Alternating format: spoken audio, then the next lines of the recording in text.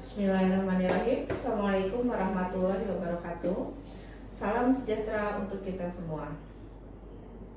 Perkenalkan, saya Sri Hendriyanti Lestari dengan NIDN 0410028501. Saya salah satu dosen kebidanan di Poltekkes Bakti Pertiwi Husada. Saya lulus tahun 2006 dari Sekolah Tinggi Ilmu Kesehatan Ahmad Yani Cimahi. Kemudian diperbantukan sebagai Clinical Instructor Laboratorium Kebidanan di Akademi Kebidanan Isma Husada selama 4 tahun. Dan kemudian melanjutkan studi D4 Kebidanan di Poltekkes Kemenkes Tasikmalaya pada tahun 2010. Saya mulai membuka praktek mandiri bidan dari tahun 2010 sampai dengan saat ini.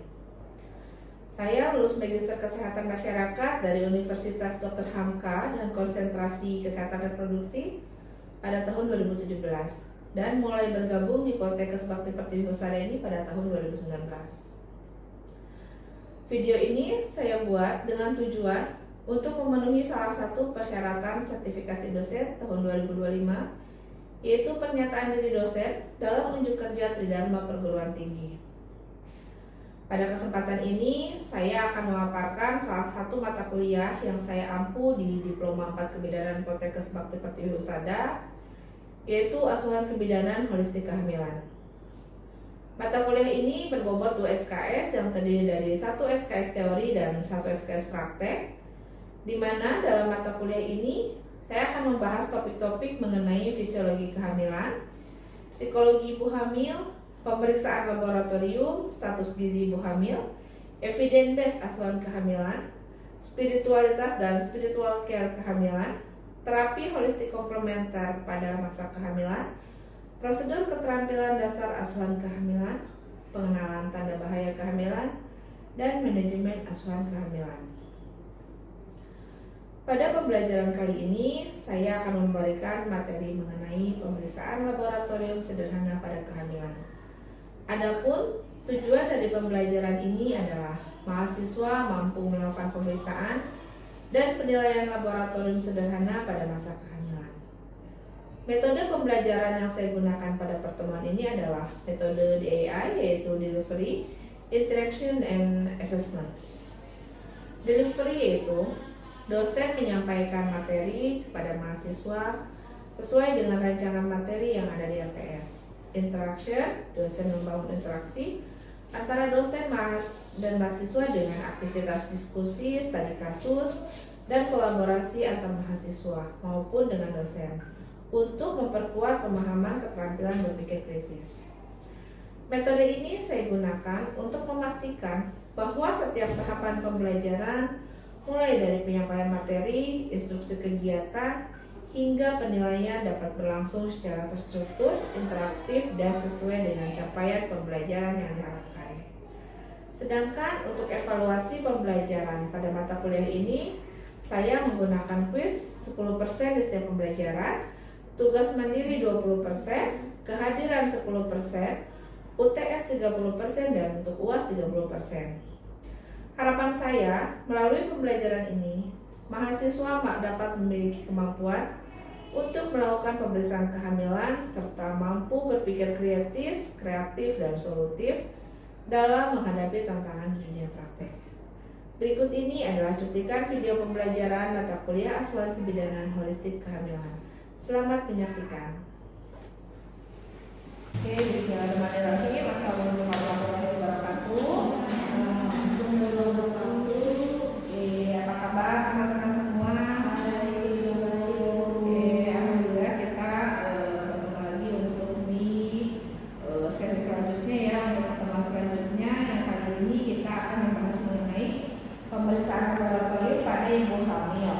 Nah, adapun tujuan pembelajaran dari materi ini adalah diharapkan nanti setelah perkuliahan ini mahasiswa ini mampu melakukan pemeriksaan dan penilaian laboratorium pada ibu hamil ya. Kemudian nanti di materi yang saya ambil ini sumbernya dari Rohani dan kawan-kawan 2022 dengan judul Asuhan Kebidanan pada Masa Kehamilan. Nanti teman-teman mangga bisa buka bukunya. Dan pada kesempatan ini metode yang saya gunakan dengan metode DAI, yaitu dengan cara diskusi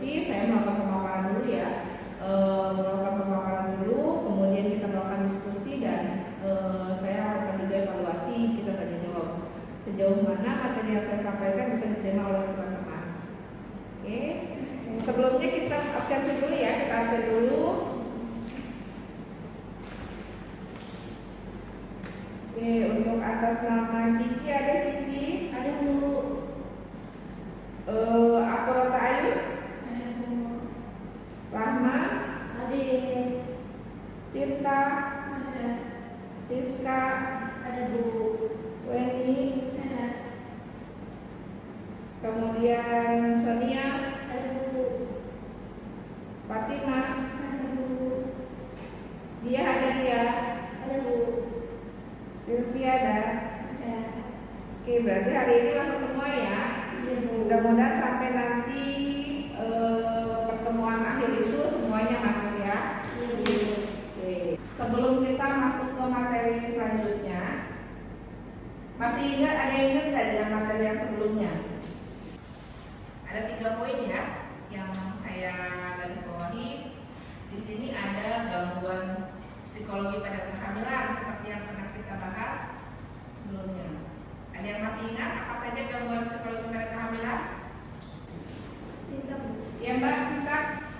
Yang pertama yaitu ada stres kehamilan, yang kedua yaitu kesedihan yang mendalam, yang ketiga itu kurangnya dukungan dari suami dan keluarga. Itu gangguan psikologis. Ya betul sekali ya, itu tadi gangguan psikologis pada kehamilan. Kemudian kalau untuk dukungan psikologis ada yang masih ingat? Siska Bu. Ya Mbak Siska. Untuk dukungan psikologis itu terbagi menjadi 4. Yang pertama yaitu dukungan emosional, yaitu mendengarkan keluhan ibu. Dan yang kedua yaitu dukungan informasi, memberikan edukasi tentang kehamilan dan persalinan. Dan yang ketiga yaitu dukungan instrumental, yaitu membantu kebutuhan fisik sehari-hari. Dan yang terakhir yaitu dukungan sosial, yaitu lingkungan yang positif dari keluarga, teman maupun komunitas. Masih ingat itu? Bisa diingat ya. Kemudian kalau untuk jadwal kunjungan pemeriksaan kehamilan, enggak? Ada 6 kali Bu, di 1 kali di trimester pertama, 2 kali di trimester kedua, dan 3 kali di trimester kedua. Iya, alhamdulillah berarti masih bisa diingat ya Mbak untuk pertemuan yang kemarin. Alhamdulillah berarti di sini semua memahami apa yang disampaikan. Kita lanjut ke materi selanjutnya ya Mbak. Materi yang selanjutnya adalah pemeriksaan kehamilan. Nah di sini untuk standar pelayanan pemeriksaan kehamilan kita ada 10 T yang dikatakan dengan 10 T. 10 T itu adalah, yang satu adalah timbang berat badan. Kita harus tahu nih timbang berat badan ini fungsinya untuk apa. Kalau misalkan ibu berat badannya turun juga kan tidak bagus. Atau kalau misalkan ibu berat badannya naik juga kan itu tidak baik juga. Nah itu yang perlu kita pantau adalah timbang berat badan. Kemudian T yang kedua ada pemeriksaan darah. Nah pemeriksaan tekanan darah itu fungsinya untuk kita mau tahu nih pada saat kehamilan ini ibu tensinya melonjak atau tidak, naik atau tidak, karena khawatir ibu mengalami hipertensi pada kehamilan. Kalau ibu mengalami hipertensi pada kehamilan, efeknya banyak. Ya bisa sampai kematian janin, bisa sampai juga kematian pada ibunya. Nah, kemudian T yang ketiga adalah penilaian status gizi. Ada yang tahu penilaian status gizi? Nah, dengan menggunakan lila, ya, dengan menggunakan lila kita cek penilaian status gizi. Berhubungan juga dengan timbang berat badan. Dengan lila ini nanti kita bisa menentukan apakah ibu kek atau tidak. Nih, kemudian di T yang keempat kita cek tinggi fundus uteri. Kita cek, oh sesuai gak nih untuk TFU usia kehamilan 16 minggu berarti TFU-nya harus gimana ya? Nah ini kita cek di sini. Jadi itu setiap bulan itu berkala harus kita cek 10 T ini harus ada. Kemudian pemeriksaan denyut jantung janin supaya kita tahu nih jantung bayinya normal atau tidak sih? Apakah bayinya ibunya pada mungkin tidak menyadari ya bayinya sedang tidur atau apa, tapi jadi tidak dirasakan tidak bergerak. Tapi kalau kita cek denyut jantung bayi, kita bisa tahu bayi ini stres atau tidak. Kemudian ada imunisasi tete. Imunisasi tete ini diberikan pada ibu hamil, ya, di trimester pertama atau pada awal kunjungan. Tapi kalau ibu sudah pernah mendapatkan imunisasi tete, berarti ada dihitung. Kita ada intervalnya. Jadi dalam seumur hidup itu seorang wanita mendapatkan 5 kali imunisasi tete. Tapi ada intervalnya. Tete 1 dengan tete kedua tidak boleh lebih dari berapa? Satu tahun ya. Jadi tidak boleh lebih dari 1 tahun. Itu jadi nanti ada intervalnya sampai dengan 5 kali tete 1 ke tete 2, kemudian tete 2 ke tete 3, kemudian nanti tete 3 ke tete 4, dan akhirnya tete 4 ke tete 5. Kalau semua wanita ini sudah mendapatkan selama 5 kali dengan interval yang sesuai, itu tidak usah disuntik lagi. Kemudian ada pemberian tablet FE. Untuk apa tablet FE? Tablet penambah darah untuk mencegah terjadi anemia. Kemudian tes laboratorium. Ada yang rutin dan ada yang khusus. Ini akan kita bahas nanti untuk tes laboratorium. Kemudian ada temu bicara, konseling.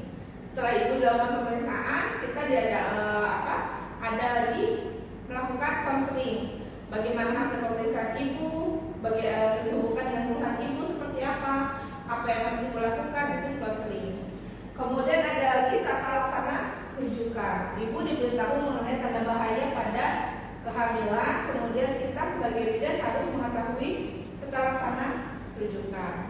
Itu untuk pemeriksaan 10T.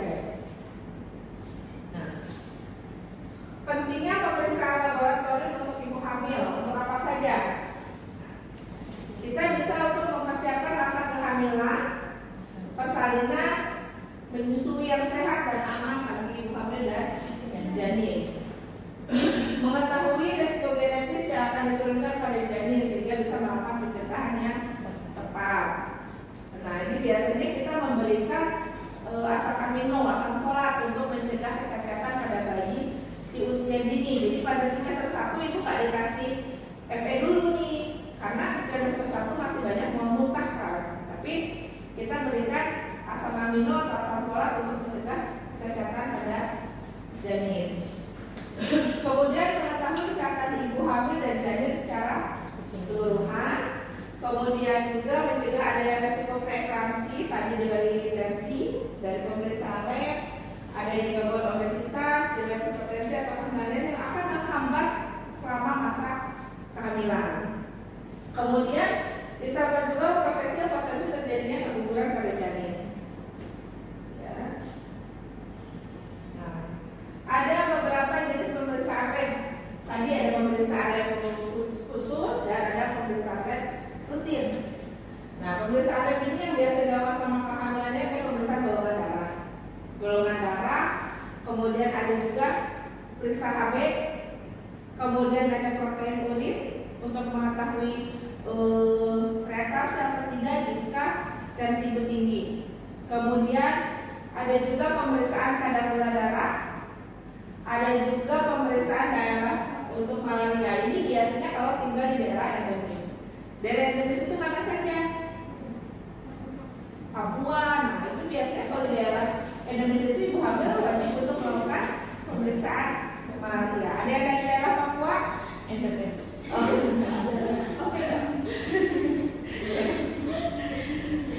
Nanti barangkali calon suami dari Papua. Jadi kalau hamil tinggal di sana ya nanti diperiksa. Ya.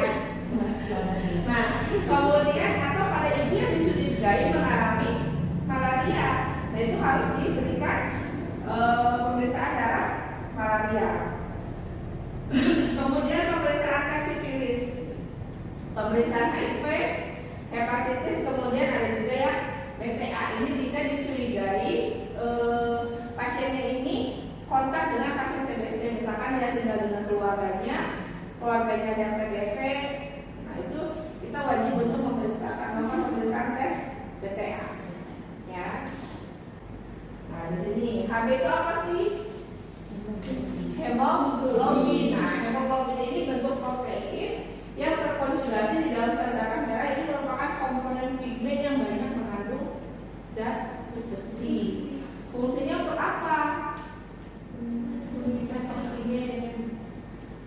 oksigen yang kita hirup nih, diikat, kemudian ditransportasikan, dibawa ke paru-paru, ditransportasikan ke semua tubuh. Nah, nggak hanya sampai situ, nggak hanya oksigen yang dibawa, kemudian akan mengambil juga karbon dioksida yang sudah tidak dibutuhkan untuk dikeluarkan lagi. Makanya kita tarik nafas, ambil oksigen, sel darah merah yang masuk dari dalam. Kemudian kita akan mengeluarkan nafas lagi. Nah, itu sel darah merah juga yang bekerja. Jadi kan kita juga tidak menyadari kapan kita nafas ya. Tarik keluar. Ada nggak ya luka nafas? Ada kan? Ya. Jadi pada saat kita tarik nafas, ya bekerja, keluar juga bekerja tanpa harus kita yang mengingatkan tarik nafas. Kemudian memberi warna merah pada darah, mempertahankan keseimbangan basa dalam tubuh. Itu fungsi dari hemoglobin. Nah, ada lagi pemanfaatan Hb ini untuk menilai status zat besinya. Cara menentukan kadar Hb juga ada menggunakan SAHI, KIS atau SINMET hemoglobin. Ya, cuma yang sering kita gunakan adalah SAHI. Nah, kalau sekarang memang di puskesmas itu sudah ada yang menggunakan stick.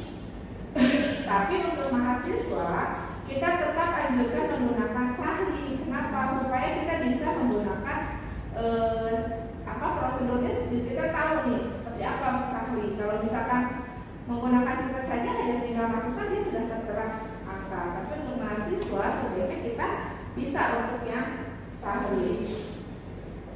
Kemudian untuk mengetahui kadar Hb juga ini mengambil darah dari jaringan perifer. Cukup ditusuk sedikit, gak usah yang banyak-banyak besar enggak, tapi sedikit ya, sedikit saja. Ya.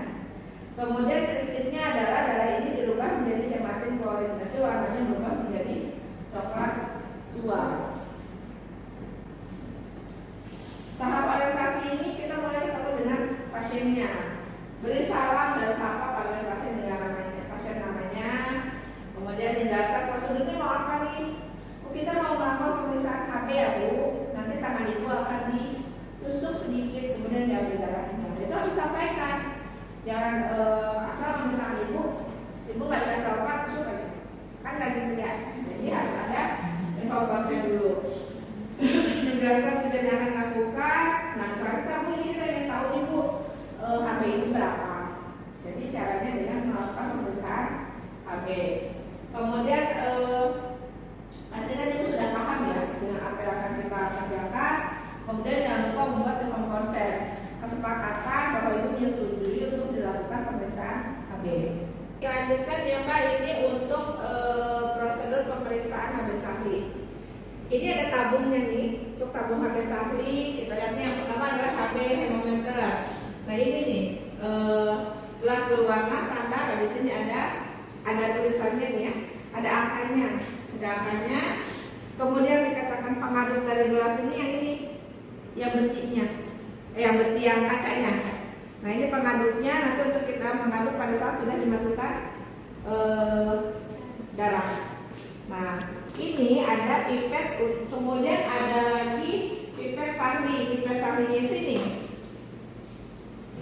Jadi di dalamnya ini ada saluran untuk menghisap. Jadi nanti pada saat darahnya dikeluarkan kayak begini memegangnya.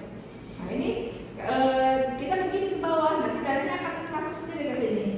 Gak perlu kita isap apapun, dia akan masuk sendiri. Nah, ya. Kemudian ada lagi pipet untuk memasukkan cairan aquadesnya. Nanti dimasukkan ini tetes-tetesnya seberapa tetesnya. Kemudian ada juga yang dikatakan kertas disusari, tapi ini biasa digunakannya hanya untuk tidak selalu ini enggak bisa nggak disaring juga. Kemudian ada lancetnya yang jalurnya, ya. Kemudian ada kapas alkohol, bengkok, dan kawan-kawan klorid. Ini adalah seperangkat alat Hb SAHI-nya yang akan kita gunakan untuk memeriksa Hb. Nah, itu. Sampai sini sudah ada yang pernah lihat ini sebelumnya? Sudah. Oke, berarti sudah pernah nggak awam ya, udah bukan awam lagi karena memang di lab sering kita lihat ya. Nanti kita akan lakukan prakteknya seperti apa. Ini nanti ada tahapan-tahapannya. Nah, di sini nanti akan terlihat ya untuk yang nih. Jadi nanti kalian memasukkan HCl-nya itu sampai batas angka 2 yang berwarna kuning. Ya, HCl itu angka 2 yang berwarna kuning, bukan yang berwarna merah. Oke. Itu ya. Tahap kerjanya ini menggunakan sarung tangan, mengisi tabung salin dengan HCl. Kemudian kita melakukan desinfeksi ujung jari yang akan ditusuk dengan kapas alkohol. Ini ya, bagian sini boleh memilih mau yang mana. Tapi sebelumnya kita lakukan pengurutan dulu supaya si darah ini terkumpul di ujung. Kita lakukan penusukan, lalu nanti di situ kita kan kita awalnya lap dulu pakai kapas alkohol. Keluarkan darah nih. Setelah darah keluar apa? Lap dulu pakai kapas. Jangan. Jadi pada saat darah sudah keluar jangan pakai alkohol lagi, tapi pakai kapas kering. Pakai kapas kering baru keluarkan lagi darahnya. Karena khawatir darah yang tadi itu yang pertama itu tadi bercampur dengan alkohol atau bercampur dengan ada sisa kotoran. Ya, jadi kita setelah pakai kapas alkohol tusuk baru dilap pakai kapas kering dan baru kita ambil darahnya. Oke, kalau sekarang tuh ada yang kayak pulpen ya? Iya. Oh, itu serem banget ya, ya. Nanti ada di ini ya, kita lihat. Kemudian hisap darah menggunakan pipet yang tersambung dengan tabung pet. Nah, masukkan darah ke dalam tabung dengan memberi tekanan positif pada tabung pet. Jadi jangan dihisap, tapi posisikan dia ke bawah. Bawah. Ini yang diambil kita posisikan ke bawah. Karena ini kita menggunakan gaya gravitasi, si darah ini akan mengalir sendiri ke bawah. Kalau kita karena pernah ada kejadian dulu zaman saya kuliah dulu itu ada dihisap darahnya ke telan karena kita nggak bisa ngira-ngira hisap aja seberapa ini. Ternyata kan ketelan. Dia walaupun tidak sampai ke telan tapi sampai ke mulut kita. Kalau punya penyakit apa-apa kan kita tenang, kami sudah tercampur dengan tubuh kita. Nah, kemudian aduk dengan batang pemadu kaca pastikan darahnya benar-benar tercampur dengan HCl. Lalu teteskan Aquades tetes demi tetes pada termometernya.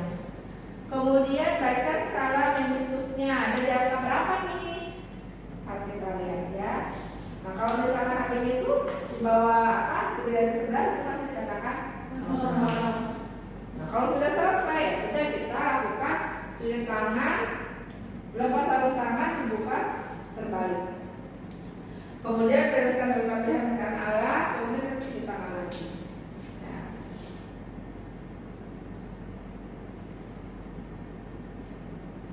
Nah, di akhir jangan lupa kita melakukan dokumentasi ya. Kita lanjutkan ya Mbak, ini untuk nah ini Mbak kita lihat. Biasanya ini teman-teman ini pada bingung nih isi Aquadesnya, cairan HCl-nya berapa? Ya, kan nih ini kelihatan besar. Jadi si Aquades ini yang kalian lihat, yang kalian masukkan ini, HCl yang kalian masukkan, ini angkanya seharusnya di bawah sini nih. Kan yang kedua ya.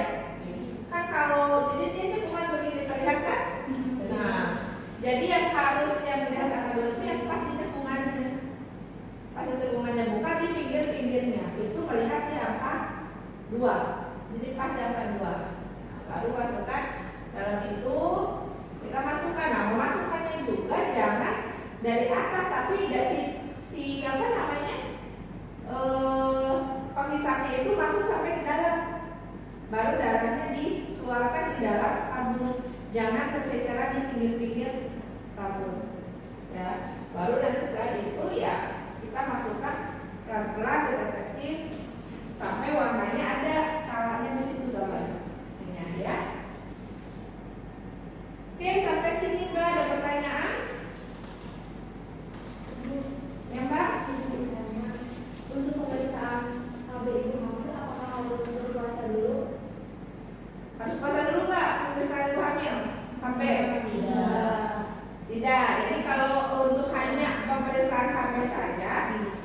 tidak perlu berpuasa. Tapi kalau misalkan perlu ada pemeriksaan lain nih yang sama-sama mengambil darah, tapi kayak mau cek gula darah, ya itu kan berarti harus puasa dulu kurang lebih 10 jam. Jadi itu dianjurkan untuk puasa. Tapi kalau hanya cek HB saja, itu nggak perlu puasa dulu. Tuh ya. Ada lagi? Sebenarnya, Ya Mbak? kalau untuk ibu hamil itu anemia bisa dicegah? Bisa nggak? Bisa. Bisa. Jadi kalau pada ibu hamil kita mau mencegah anemia bisa. Makanya ada pemeriksaan kehamilan di awal itu untuk mencegah terjadinya tadi mencegah anemia, mencegah ketidaknormalan itu bisa lihat. Caranya itu bisa kita anjurkan ibu makan makanan yang bergizi, ya. Terus kita anjurkan ibu makan buah-buahan. Kemudian istirahat yang cukup, vitamin Fe yang kita kasih itu diminum. Nah itu bisa untuk anemia, mencegah terjadinya anemia. Ada lagi? Ibu izin bertanya, Ya Mbak. kapan sih Bu waktu yang tepat untuk pemeriksaan HB? Waktu tepat untuk pemeriksaan HB itu tidak artinya gini, kapanpun bisa. Pada saat ibu datang, mau ibu datangnya pagi, siang ataupun malam, dan ibu itu diperlukan untuk pemeriksaan HB itu bisa. Jadi artinya nggak usah menunggu. Kayak misalkan kalau kita mau cek hamil atau tidak HCG, berarti kita anjurkannya pagi biar lebih akurat gitu ya. Tapi kalau untuk pemeriksaan HB tidak ada waktunya yang tepat, harus kapan-kapannya tidak ada. Kapanpun itu bisa dilakukan. Oke, ada lagi? Oke, berarti untuk pemeriksaan HB ya, untuk pemeriksaan HB.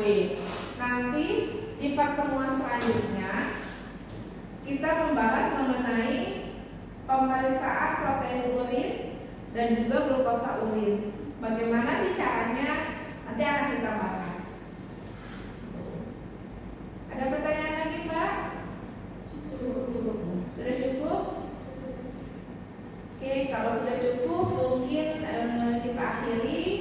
Semoga apa yang tadi saya sampaikan bisa bermanfaat untuk kita semua. Jangan lupa nanti dipelajari lagi ya. Terima kasih. Wassalamualaikum warahmatullahi wabarakatuh.